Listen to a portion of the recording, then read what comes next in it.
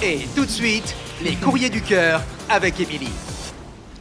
Bonsoir à tous, quel plaisir de vous retrouver enfin, malgré le fait qu'on s'est trempé jusqu'aux os pour pouvoir vous rejoindre, et qu'avec un réveil à 6h du matin, j'aurais vraiment préféré être sur mon canapé à faire une sieste. Mais je me suis dit que ce serait plus sympa d'être ici avec vous, alors j'ai fait un petit effort. Et je sais aussi que mes super conseils vous ont beaucoup manqué, mes conseils d'amour, d'amitié, de cœur, de cul, surtout de cul, on va pas se mentir. Oui, je vous vois tous à attendre avec impatience de tout savoir sur les histoires des autres. Promis, cette année, vous allez être servis. Ah d'ailleurs, j'en profite, sur les réseaux sociaux, Instagram pour pas le citer, j'ai envie de vous permettre de participer un peu plus. Donc je vais mettre régulièrement des sondages de conseils ou de sujets, vous pourrez choisir, vous aurez vraiment la main pour décider le sujet que vous souhaitez que je traite. Donc n'hésitez pas à me suivre, Émilie, Bélina, Richard. Ouais, la meuf, elle cherche surtout à se faire des abonnés. Comme ça, vous pourrez aussi donner votre avis.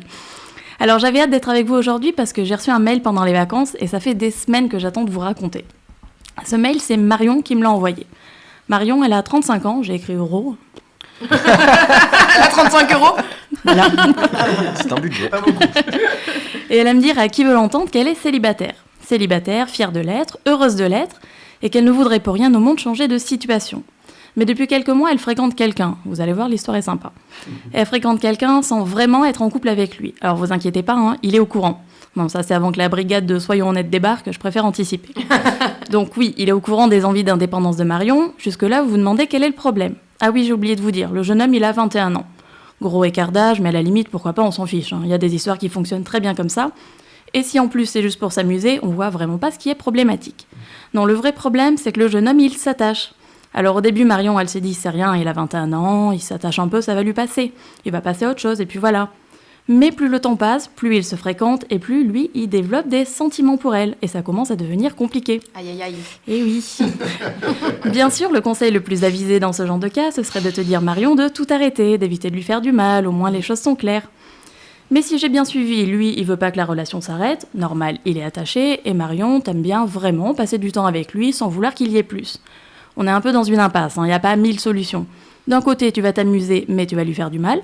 Et d'un autre côté, tu vas lui faire du mal et tu vas pas t'amuser. Donc c'est un peu moche, mais c'est comme ça.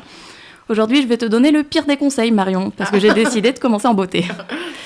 S'il veut continuer, allez-y, continuez, il sait ce qu'il en est, t'as été honnête avec lui, c'est pas un bébé non plus, c'est à lui de savoir ce qui est bon ou pas pour lui, c'est pas à toi de décider pour lui.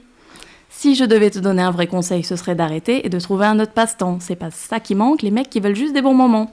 Mais je préfère quand même mon pire conseil, donc hésite pas à le suivre.